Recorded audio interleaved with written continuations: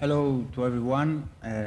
Thank you, the organizers, for inviting me to participate in this excellent workshop.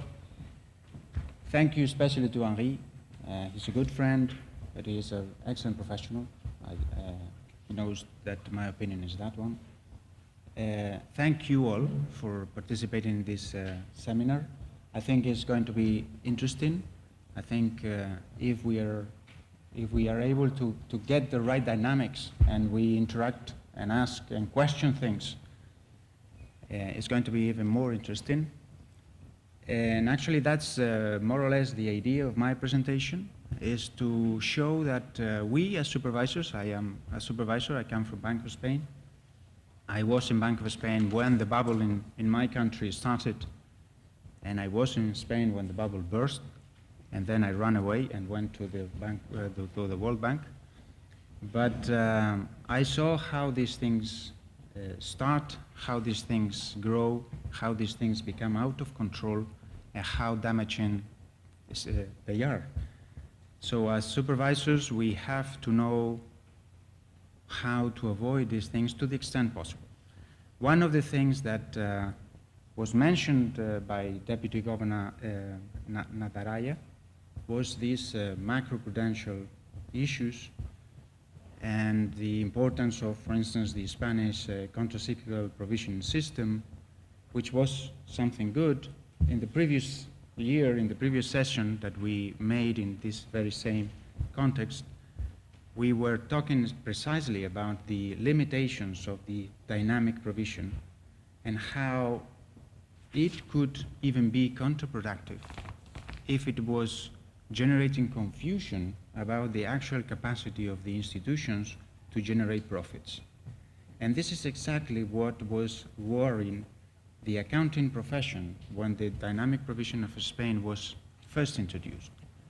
The accounting profession was hostile to the measure, and not because they were stupid, far from it, because they were quite intelligent and they saw that this messing around with the profit and loss account could generate a lot of confusion on which institutions were actually performing well and which institutions were losing money and should be intervened.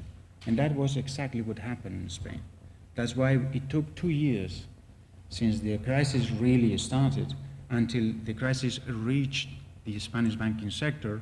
But when it did it with a vengeance. It did it and it destroyed half of the system. So my mandate here is why we supervisors need to know about accounting. And the idea is that we understand first that we have to be able to understand what the institutions we supervise do. We have to know what they're doing, not to take for granted what they are presenting to us. And second, being able to challenge that. Maybe we have a different idea. Maybe we have a different hypothesis that changes a lot the situation. We are going to present briefly 2 cases. One is one case that I suffered in my own skin as supervisor of Bank of Spain, with one big bank of Spain that had a massive investment in Brazil, Argentina, Mexico, Chile, and proposed one transaction. And we will discuss here what we should do, what we should propose to this institution, because they have a clear idea that they should present a massive profit. And the other example is something that I indirectly dealt with, because it was one not too big institution of one big country in Europe that have big problems in the end and had to be intervened several times. So, but the idea for me is not that we focus too much on the exact situation, but that we understand that we supervisors need to know accounting more than have a general idea. And a second message would be that accounting, if it is the proper one, is really interesting. Accounting is not boring. Accounting is surprisingly interesting. Surprisingly interesting. Why? I see people laughing and I understand that I want to understand that it is because they agree with me. Yes, absolutely.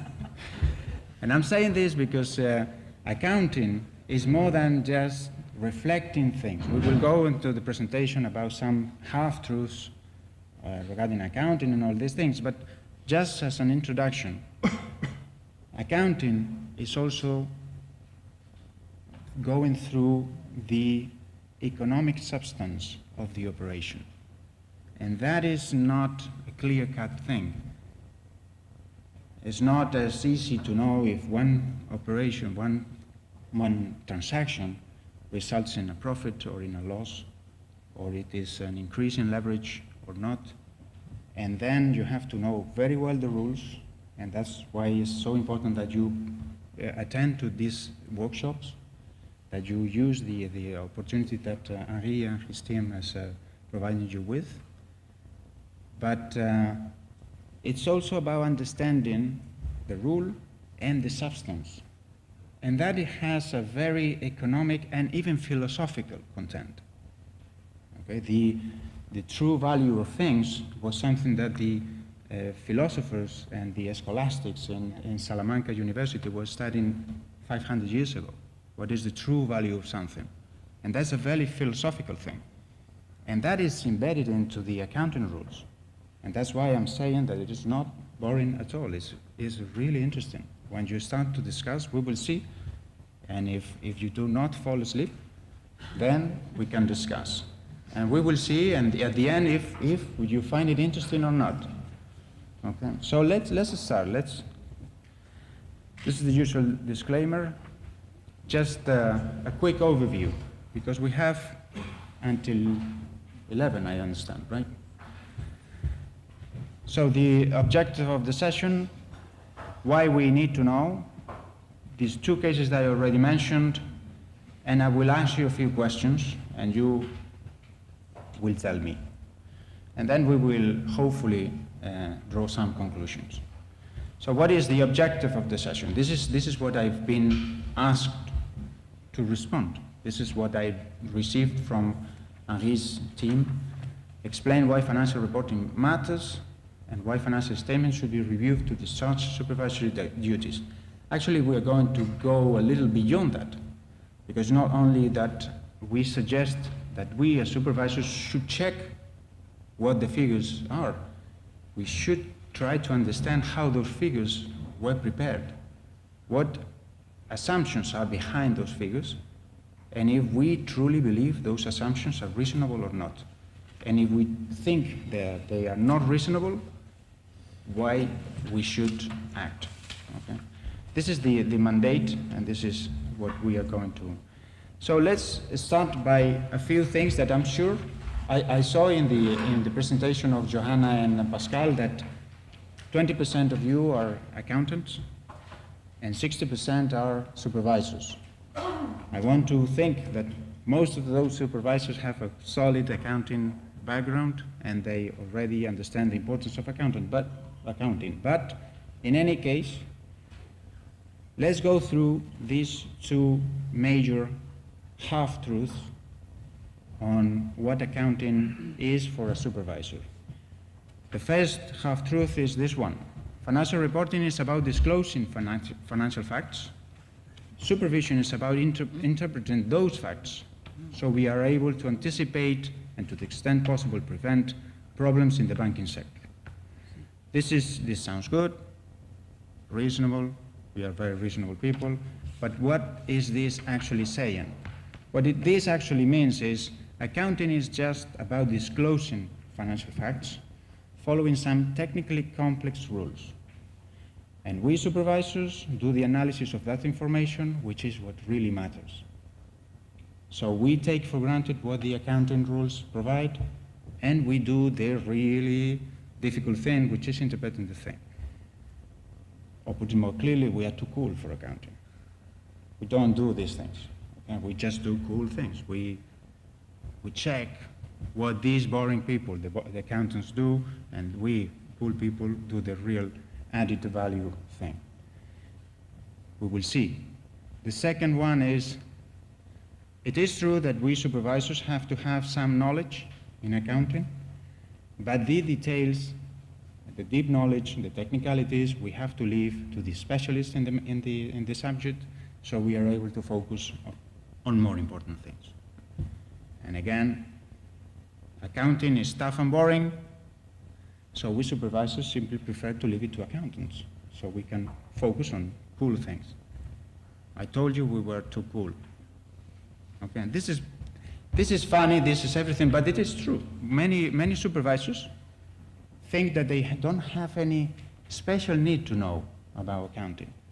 That they have, and actually you see some important supervisors, meaning those that are in charge of big institutions in Europe and beyond, that they tell you directly, we don't know accounting because we take that for granted. We have some experts, they check the figures, and once we have the feeling that these figures are a good reflection of the reality, we simply check the figures, and we do the other things. And that is dangerous. For instance, first thing, financial reporting is just about disclosing financial facts. And then I say, true, but what facts? Because it's not that clear. Sometimes it's not that obvious which facts are affecting your profit and loss and which facts do not. Which facts are going to increase your leverage and which facts are not. And that is, we chose two cases in which precisely the profit and loss account would change massively if the interpretation of the accounting rule was one or the other. And we changed another one in which, just because the accounting rule was not correctly, in my opinion, not correctly interpreted, the leverage of the institution was not properly reflected in the accounting statements. And in the end, that entailed the death of the institution. The institution was massively over-leveraged, and when the situation changed in the markets, the institution was unable to deal with that leverage. And if they had followed the excellent IASB standard, IFRS standard, they shouldn't be in that position. But the interpretation that the local regulator supervisor gave to the accounting rule allowed this institution to over-leverage without reflecting it into the accounting statements. And that was one judgment call. Are we going to take this situation as compliant in the accounting rule or not? It was the accounting rule which made all the difference. It was not the supervisory work. It was the accounting rule. And that's why I insist on this idea of the judgment issue. Judgment plays an increasing role in financial statements. It's not just about these, we have rules that we apply mechanically. We have to decide many things. And that's why we have to be able to challenge the institutions, because naturally they are going to interpret the accounting rule the way that fits them best.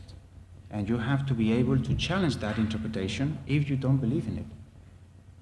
And for that, the accounting rule is going to give you the tools. In most occasions, you will see that the accounting rule is not as rigid, is not as closed as many think. And you have the opportunity to challenge what the institution is going to propose you. But you have to know very well the accounting rule and what that entails for your interests. And that's why I mentioned before that not always is evident what a transaction represents for the financial statement of the institution. Sometimes it's not clear if that is a profit or a loss, or it entails an increase in leverage or not.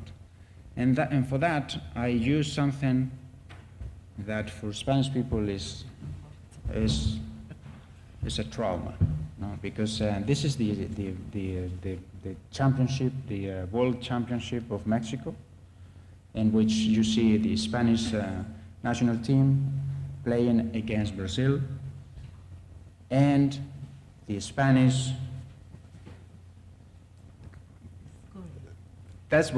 That's our interpretation of the fact. Yeah. We consider that was a score. And that makes all the difference, because the thing looks like just passing through. No, but the truth is that no, you didn't score, so you're returning home. That's exactly what happened. The Brazilian got away with it, and Spain returned and the national team returned to Madrid. And what I mentioned, why I brought this example here is because I once read one speech that I liked very much about the new role of accountants when the IFRS, especially the IFRS, was in place. Because they said, accountants are perceived, this speech that I don't remember who wrote, said, accountants are perceived as a very boring guy who in a very interesting football match is just simply responsible for the score table, no? Just reflecting who's winning. So the guy doesn't need to be especially intelligent, doesn't need to be especially cool. He's just the guy responsible for this thing. No? But the guy in this speech said, but with the new accounting rules, it's not that clear if it is a score or not. And it is the guy, the boring guy, who decides if it is or not. So the guy is not that boring anymore. That's why the teams playing the football match are always paying attention to this guy. And this guy, if you play well, it is increasingly you, the supervisor. It is also the auditor, but it is, in many cases, the supervisor who decides if one transaction results in a profit or not, if it is a score or if it is not a score. So we are not boring anymore. Probably we are becoming too interesting, especially for them. So let's go to the second half truth. Let's go to the second half truth. We supervisors only need to know some knowledge. We need to know, it's true, as we need to know about economics, about many other things, but not being especially well acquainted with accounting is reasonably acceptable. Because they say when we need a deeper knowledge of something regarding accounting, we go to the specialist and we make we ask the questions and say, what is your opinion? And we can survive, just knowing a little bit. And my opinion is that actually we need a lot more than knowing a little bit. Because we need to be able to understand what are the assumptions that the institution made when they prepare those accounting figures. And that is not obvious. When they present you how they would represent in the financial accounting standards, in how this specific transaction should be reflected, when they propose you something, they have a clear vision of what is best for them and how that interest can be fitted into the accounting rule. Because they are very good accountants. When you deal with Santander and BBVA, they are excellent accountants. Excellent. It's not that they have some knowledge. They have an outstanding knowledge of accounting. And they are going to present you something that, if you do not know very well, looks very reasonable, always looks reasonable. You look and say, wow, you convinced me. You have to be able to understand exactly what the assumptions are behind those figures. And so, because it's the only way to challenge them, because you could see that in some occasions, just changing a little bit some assumptions make a massive difference in the way that transaction is reflected in the accounting rules, in the accounting statements. So you need to know a lot more than just a little bit. And that's the bad news. The good news is that is really interesting. We will see how interesting accounting can be. And Again, I am a very big fan of IFRS. I was never a fan of Basel II. I always considered Basel II was a mistake. But I like IFRS because IFRS starts from a very conceptual way, from a very solid conceptual framework that they explicitly propose. And with that is easier to understand why they propose you what they are proposing. It's not that they propose you rules that why is this like this or not the other way. It's because it is consistent with some ideas of what accounting should be. But that is the framework, and that is very useful for you. But then it is you and the rule against the world. Against the world, literally. So, because they are very powerful people. And then you have to have good reasons to stop some transactions that you don't want. And actually my interpretation of the situation in my country, in Spain, is that if some accounting rules that have some space for a different interpretation were applied in a different way, the situation would have been much different. Meaning, the countercyclical provisioning was a good thing, and I admire those who suggested it, implemented it against all odds, but in the end was something that was a little too mechanical, and for me, the best macroprudential measure is a good microprudential supervision. Then you have to see if the things in general add up, but the first thing is that small institutions and bigger institutions, individually considered in groups, have a solid base. And that is accounting, which is going to provide you with the tool to challenge whatever they present you. And that's why I insist, judgment. You have to have judgment, good judgment.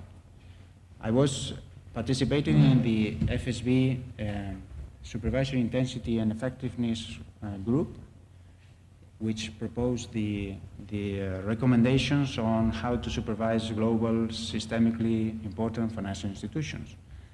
And one of the very few supervisors that was not humiliated into this crisis was the Canadians. And the Canadians always insisted why we did it so well, because we value good judgment. Those who have good judgment, and that's a talent, grow in the institution, in the OSFI. That is something. So you have to understand that good judgment, which means making better decisions than most, is not easy, and is embedded into the IFRS rules. So we are not going to provide you with magic solutions, but with some answers. And then, since we talk about judgment, let's go and check our judgment. Case 1. A large European bank, head of a group with important interests in Latin America, intends to sell 24.9% of its fully owned banking holding in Mexico. And thus they want to reflect a big profit. Some figures.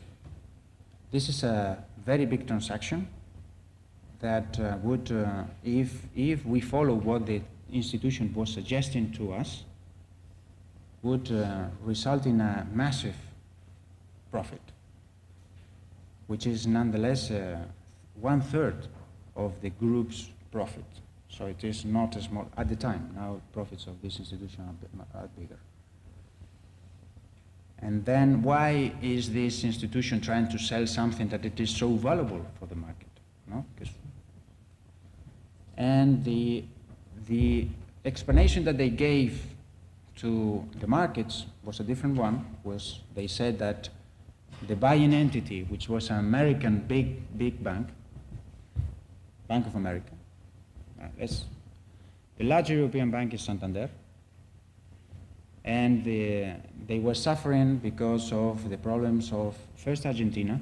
This took place when Argentina just defaulted in 2002, and Brazil was having serious problems because the considered very rigorous Cardoso, the president of Brazil, was just being replaced, or was going to be replaced because the elections were pointing that Lula was going to be elected. And Lula was considered too unpredictable.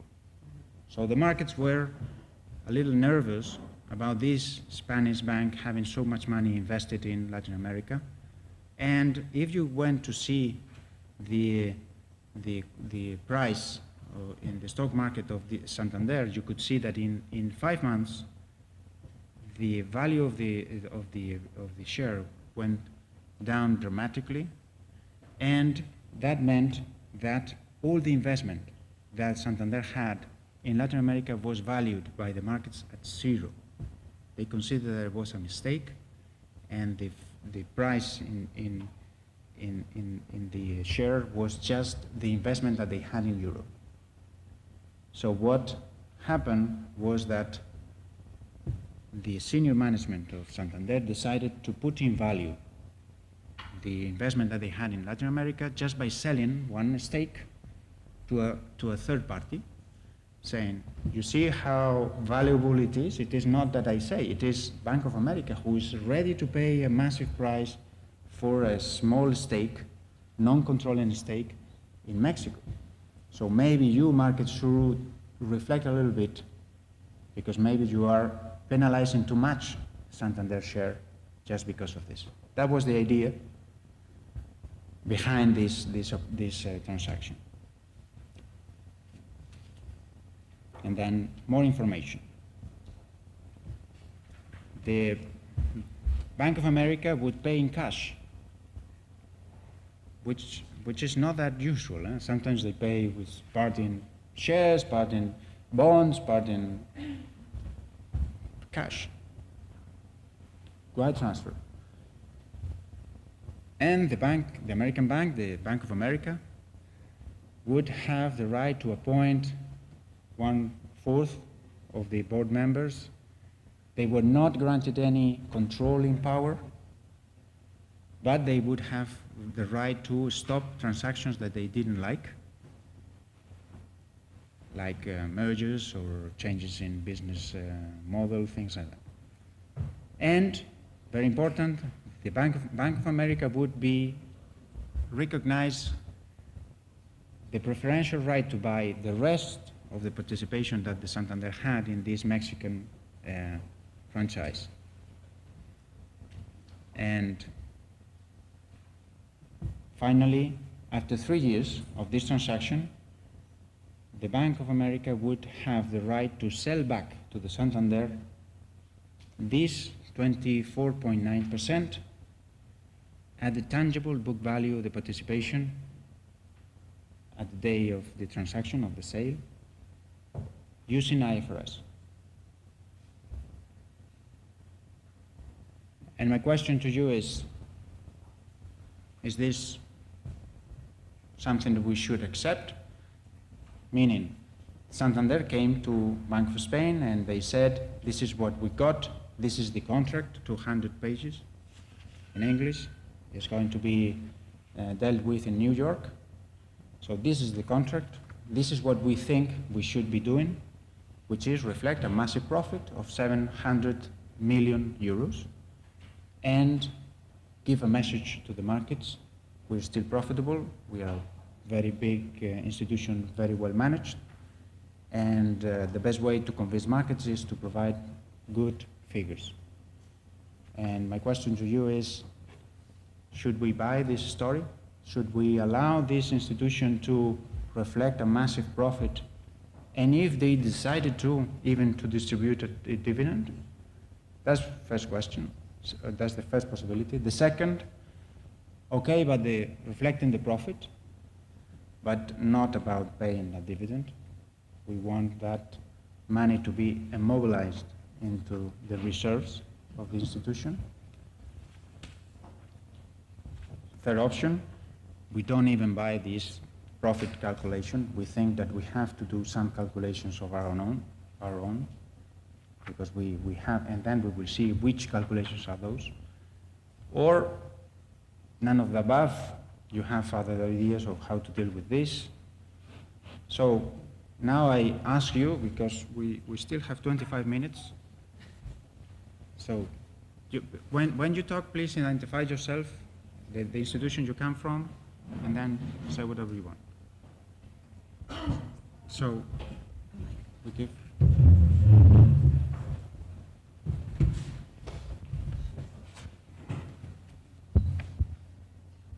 Thank you.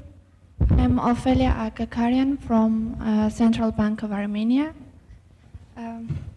My opinion about this case is that this is more like a repurchase agreement, and it's not only selling that subsidiary, but it is also the potential obligation to buy it back.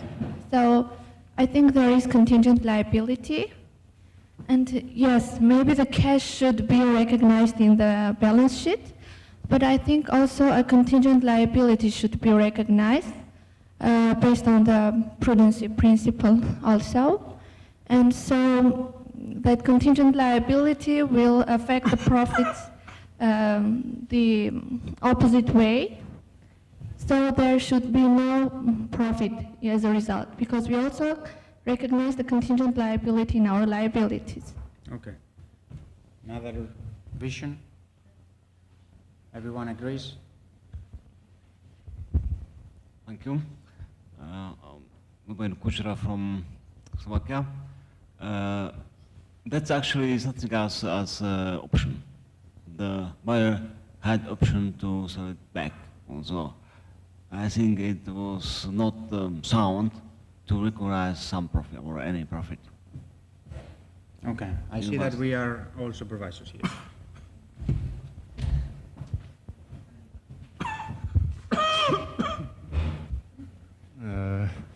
Marko Tokic from Croatian Central Bank.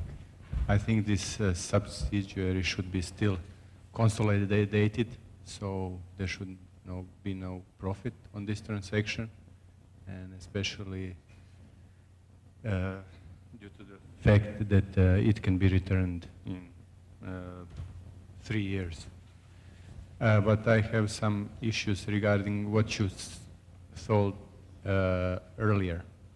Okay. In a philosophical way. Okay, okay, that's interesting. You said judgments. Judgments, who has a better judgment? We know that at the end of the transaction, or in this way, a crisis, who will say, my judgment is better than yours? Also, we have, accounting is good. It's interesting, but how should we as supervisors challenge institutions on interpretation of IFRS, which we are not official interpreters of? Only the standard setters can interpret IFRS and say if this judgment is okay and in accordance with IFRS or not. That's why we have these additional prudential filters. That's like a barrier for supervisors against judgments in official IFRS financial statements. Okay. So the solution is not that simple. No. I don't think any important thing is simple. Okay. And or let me get back to your under which IFRS should I ban somebody to pay out dividends? No, the question, paying out dividends is something that the IFRS considers part of the decisions that the management should take. But the calculation of the profit to be distributed is something that falls directly within the rules that IFRS presents. That's why I'm telling you that precisely the problem with this transaction with Santander in Mexico was not what do we do once we allow them to have a profit in the balance sheet, because then it is their decision. It is before that. Okay, and then you say, we are not official interpreters of IFRS. That's true, that there are some institutions that do that interpretation. But in the end, my experience as supervisor is that there is a lot of room within certain limits on how to interpret this thing. This transaction could fall within, before the IFRS 3 on combination of businesses, the situation was more ambiguous. Now it's not that ambiguous. That's why I think that it is important that we know the rules, because once you know the rules, you know that some things that they want to discuss are no longer on the table. You can simply say IFRS 3 says that whatever thing that you do in these kind of transactions have to be against equity. It cannot reflect direct profit. But anyway, I fully agree that nothing is simple in our work.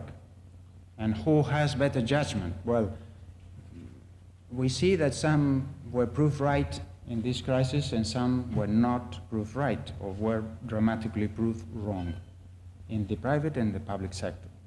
So good judgment means that based on the rules, because you cannot pretend that you know more than anyone else, but based on the rules, you have a different idea of what the institution is presenting you, and maybe you have to say, no, I'm not going to allow you to do this. In the second case, we will see that this institution, that's a German institution, was allowed to put these things off balance sheet when the risks remain in the institution, and that was against the IFRS rule. That was directly against the IFRS rule. In the case of Spain, when Santander and Caja Madrid tried to do the same thing, we said, okay, you can do whatever you want.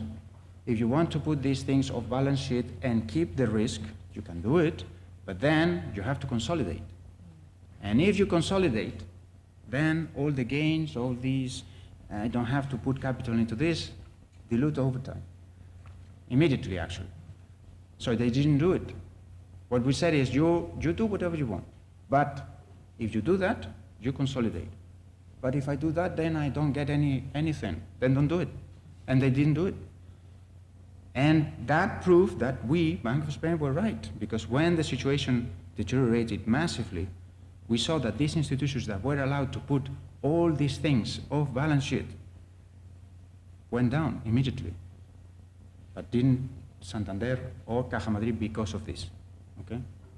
The problems in Spain were not toxic assets from outside, were toxic assets from domestic. But in any case, I agree, this is not easy. What is good judgment? Good judgment means being able to present a good case. When they present you this case, and they're going to bring you all the evidence in the world that proves that they have good reasons to present a profit here, you're able to present a different, an alternative interpretation of the economic foundations of the transaction and say, I understand your point, but my point is this one. And then you have to fight everyone else, because no one wants to say no to one of these big institutions. So you are alone, first inside the Bank of Spain, trying to convince everyone that you're right, and then things are moving up, and in the end, sometimes they stop these things. But who has better judgment? We know over time. We know over time. And should financial statements for regulators and for markets be the same? for, Why prudential filters? Is it fair value or what? I understand. Fair value for a supervisor and a fair value for a market. Which is fair value? No, that's a fair question, actually. Fair value, fair question. But because he's saying, if we see that the the IFRS accounting rule allows the institution to present a massive profit, and we don't like it, but we don't have the capacity to challenge that. No, that's your question. If we don't have the capacity, the legal capacity to challenge that, what do we do? And then he says, at least put some prudential filters, meaning that in accounting terms you present the profit, but in regulatory and supervisory terms, that profit has to be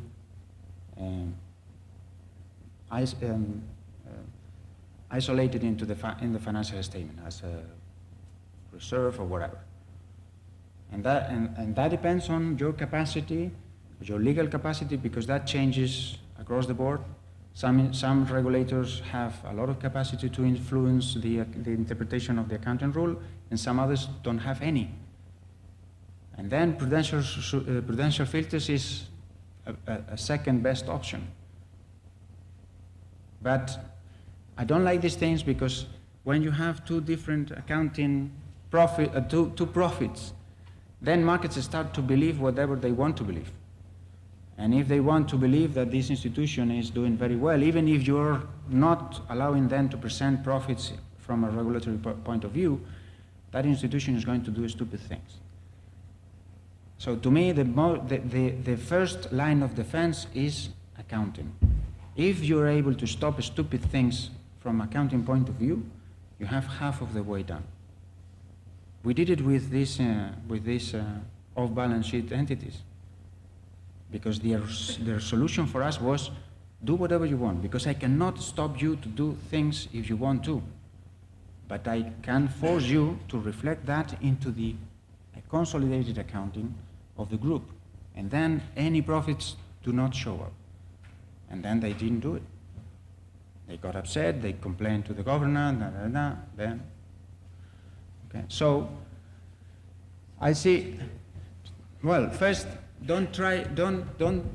maybe we were wrong, okay? We were maybe wrong, but in the end, the facts could be interpreted that prove us right. Meaning, this interpretation as we should be prudently skeptical about the true nature of the profit, because there is some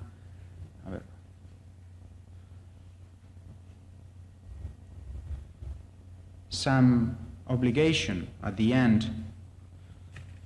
First, it's not an obligation. There was a very complicated set of calls and puts mutually affecting the institution. So it was not just the Bank of America who had the right to sell back the thing to the Santander. It was also the Santander that they had the right to buy back if they wanted to, and also some other cross call and puts. That was very, very, very complicated part of the analysis of this transaction. But in the end, what made us think that the calculation of the profit was correct was that the difference in price in the right that the Bank of America had to buy the rest of the Mexican thing, and the right that Santander had to buy back the thing that they just sell, was massive. The difference in price was very big, meaning that Bank of America was selling back, had the right to sell back this participation at a very low price. A very, very low price, meaning tangible book value meant that all potential intangibles like goodwills and things like that would not be taken into consideration. So it was just the value of the tangible things that the Mexican franchise had. And that was a very cheap price, meaning that Banco Santander was not having the obligation to repurchase at a very high price what they just sold. You see, because what was the fear of our colleague from Tirana? That this was just a transaction, artificial transaction, to reflect profits in the short term at the expense of showing a bigger loss after 3 years. Meaning, I have trouble because Brazil is having trouble, so I go to a friendly institution and I say, you buy me this thing and pay very, very dearly for it, so I look good in the picture. And once no one else is checking, I will give you back all your money and some other money in addition for your services. And that was our main concern, because in 3 years we will have a problem in Santander, because they will be obliged to sell or to buy something very expensive. But when we saw the transaction, we saw that the only case in which Santander would be obliged to sell was at very low price. So this fear was not justified. You see? So sometimes we supervisors have to say no, but sometimes we have to say yes, but. We never say yes. We always say yes, but. Okay? Okay, so that's exactly what we said. We say yes, it makes sense. We assure that the Bank of America was really willing to pay this big price, and they were willing to pay this big price just because Bank of America is the only big American bank that has not a real franchise in Mexico. Citigroup and the others have massive investment in Mexico. Mexico is very profitable. And Bank of America lost the train. They were not quick enough when Mexico had trouble in 1995, and they were not able to buy anything. And simply what they were buying with this very expensive transaction was the opportunity to be first in line to buy the rest in case Santander had to sell.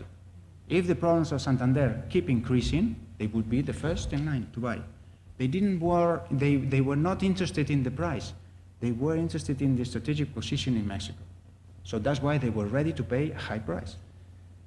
So how do we know that we were right allowing this profit that was immobilized in the reserves?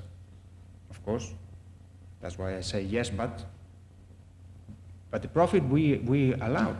Why?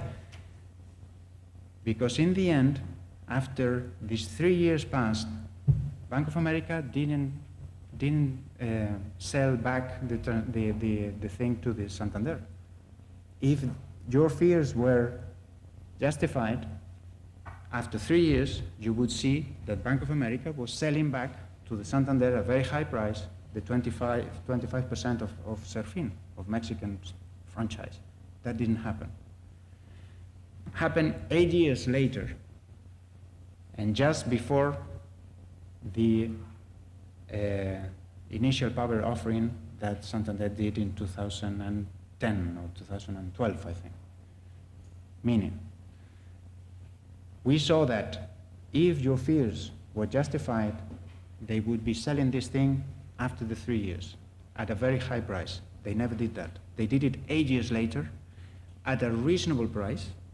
It was not that big. It was bigger than this price, but not that big, and lower than the price that the Santander was able to get to sell the same amount of shares in the stock market of Mexico City. So we saw that for once we were right. Okay. So Martin, before you move to, I really like this example because I mean, it does illustrate the importance of factoring a set of circumstances and facts into forming a judgment, and including to determine whether it was in substance a sale and not a disguise or something that risked to be, after the fact, a buyback. You had to sort of convince yourself of the logic, what you said about the strategic interest in Bank of America to acquire a market share, or at least through this minority stake, a position in a leading banking group. So that, I think the point is also that you really need to factor all these different sets of information to draw a conclusion.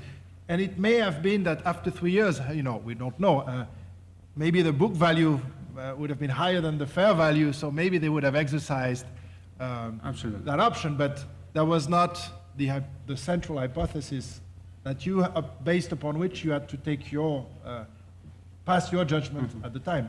And the other transaction was a separate transaction, so 8 years later. 8 years later. So I think it's a very compelling example of, and of course you try to induce us into drawing the conclusion that this was a trick by your countrymen, but so really thank you very much, because I think it's a very compelling example. And actually it was a risky position for my boss at the time, who's now the Director General of Supervision.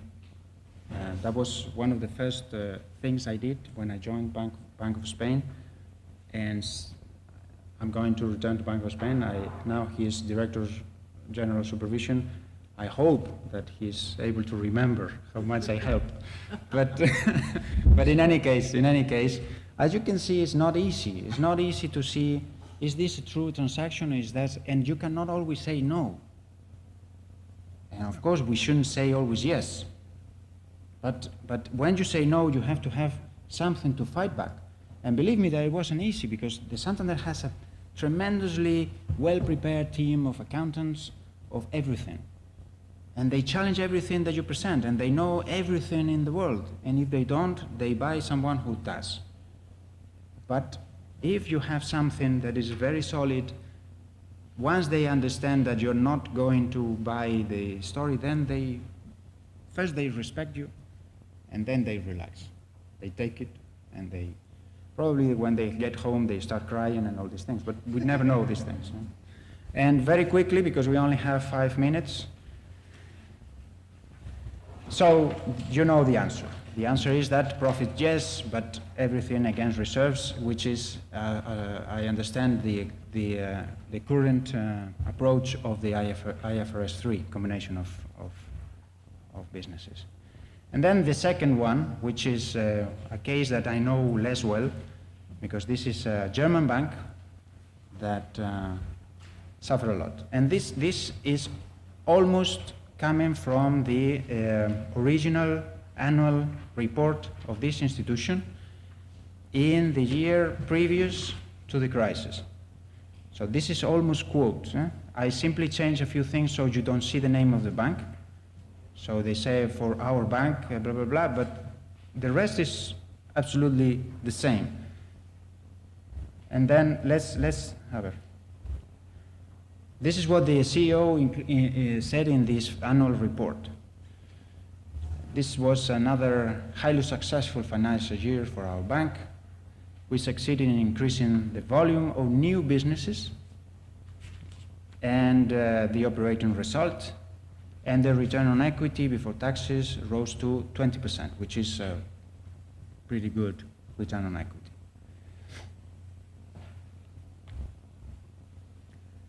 And then he insists, we have not only further expanded what we normally do, because this was one of these German banks that were specialized in providing finance to the very profitable and effective SME enterprises in Germany. You know that they have very good small enterprises that they export and they do many things. This bank was specialized in providing finance to these institutions. And then they say, that's something that we do, and we do it very well, but beyond that, we also have strengthened our business activities. Other.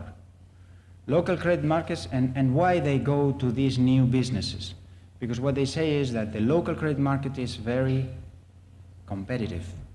It's very difficult to make profits in Germany just by doing these loans to SMEs. Because there are many banks in Germany and they are all competing for the same companies. So it's very difficult to make profits in this environment. So they were starting to diversify. They started to look for new sources of profitability, and they entered into a few new things. And that's why they say that even if the situation in the local market is very competitive, we have growth in new business areas. And I insist that this is literally what the annual report of 2007 says. And then they say our assets have grown 17%, loans have grown 6%, and our profits, very good. And here you have some indication of what this diversification means. International credit portfolios, and we want to focus on generating fees. We don't want to keep competing in this spread, very narrow spread market, so we are going to do something that is less risky, which is generating fees. We provide services, and we ask for a fee. Makes sense. And then they say this applies in particular to one corporation that is called CFRC Corporation, which is a US corporation, in which we provide advice on what they should be buying, and that's why we charge a fee.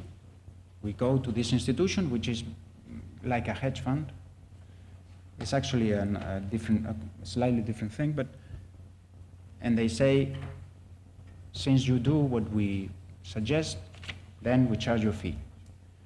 And then, thanks to this, they have a commission income that has gone up very massively, and they're very happy. And now we see how big these institutions that this bank was providing advice to were. And they say something that, unless you pay attention to the annual report, is very difficult to see. We have liquidity commitments totaling 12 billion, no? Which means, but they say, this is literal, but these commitments can only be utilized in case of severe short-term liquidity squeeze. And I think, and they say, so don't worry, because the most likely outcome is that these commitments are not going to be asked. So we are going to get a fee for free, because no one is going to ask anything. So we are very intelligent, we are very good. We are not accountants, we are bankers, we are very intelligent. And then my question to you is, and this was the annual report that was audited, presented, and the dividend was calculated based on these figures. And my question to you is, should this institution be congratulated, saying, you're very good. I wish that most of my banks did like this, because we see that the situation in the local market is very competitive, which may lead one of our banks to do stupid things.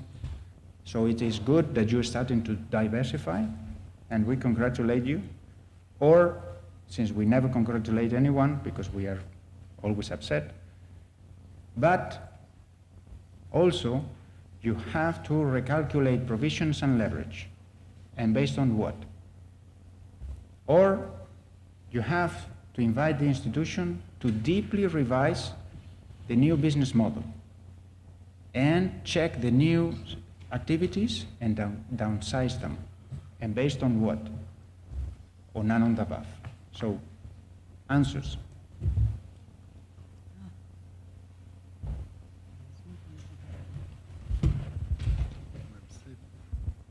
Thank you. I have a little technical question. What does it mean that it has liquidity commitments? Does it have that it has obligation, or it has receivable from that company, US company? That means that in case certain conditions are met, this institution, this corporation, American corporation, have the right to go to this bank and say, you give me liquidity. But only if certain conditions are met, which in their interpretation is a very severe liquidity squeeze, meaning that liquidity disappears in the market, that we all know that never happens. Okay. If I'm not mistaken, this more looks like professional liability, because this company... professional liability, a responsibility. Professional. Yes, because they gave advice to this company who makes investment based on our advice. Suppose we are this bank, this domestic bank's advice. So first question was, what if the advice turns out to be wrong? Are there any professional responsibilities for giving wrong advice? And if they can sue back this bank for wrong investment advice? And second, sure, the reconsidering the those conditions under which this liability exists, because only saying that they are not probable is almost nothing. So I think there are two provisions that might be needed to recognize. One is that professional liability, if there is any. if there is insurance against it and everything, and reconsidering the conditions. Is it probable that they will come and ask for the money? Okay. So two things that I consider important. One, how responsible can be made the bank, which is our responsibility, for mistakes in this advice, and what economic consequences can that have. And the second one is how likely it is that this institution comes to the bank and asks for the liquidity. So other visions? Well, since we have to finish because we are already 5 minutes late, just let me tell you what really happened. This is a IKB. Oof. Okay. Oof. You see the reaction. Oof. It is true. This is. They had to reissue the annual report and the financial statements of 2007, and to their credit, everything is in the website. So if you go to the website of IKB, you can see the original reports and the restated reports, what the auditors, what the new management said, what the supervisor said. Is really interesting, and it is to their credit that they are so open to be embarrassed. The thing is that what happened was that this institution that they were pretending that was just something that they were giving advice to was an institution that was too closely related to the bank.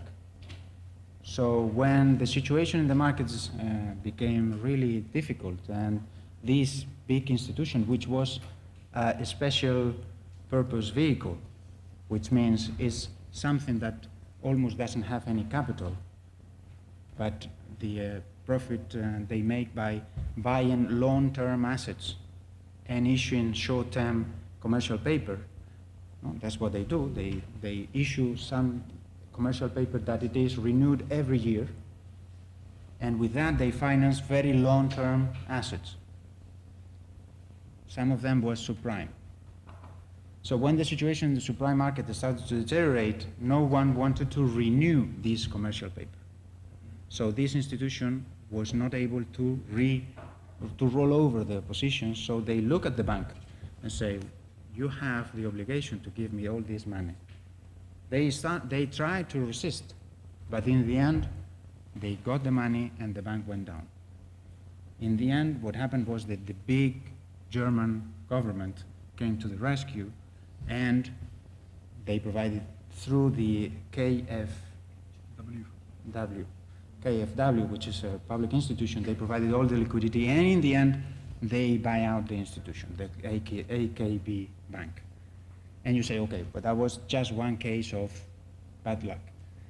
But if you go to the Financial Times, and I chose this exercise because I was in Bank of Spain providing advice to the then Director General Supervision, and I remember that at the time, in July 2007, which is when AKB fell down for the first time, because it fell several times, I remember reading in the Financial Times that it was the chairman of Deutsche Bank who warned the German supervisor about this institution and many others, saying, have you ever checked how exposed these institutions are to this risk?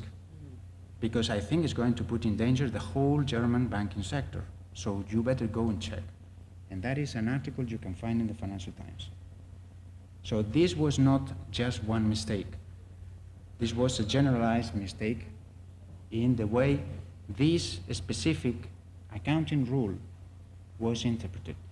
Because if the accounting rule that meant that if you still keep the risk of an asset, you cannot offload it, you cannot write it down. You have to keep it in your balance sheet. If just this accounting rule was fully respected in here, then the situation would have been completely different. And that is accounting again. It's not supervision, it's accounting. It's checking the thing. But anyway, so thank you very much. I hope you enjoyed a little bit the thing, and here you have the major conclusions of this presentation. What we need is good professionals in banking institutions, so we have to check if they do a good job. If they don't, we have to replace them. Bank stakeholders and supervisors must be able to determine if institutions are performing well or not, and rigorous accounting is the best way to determine that. Whatever weaknesses of the system, it is the best way we have. And that's it. And that's why we require that we supervisors have a good, deep knowledge of accounting. Okay, thank you very much.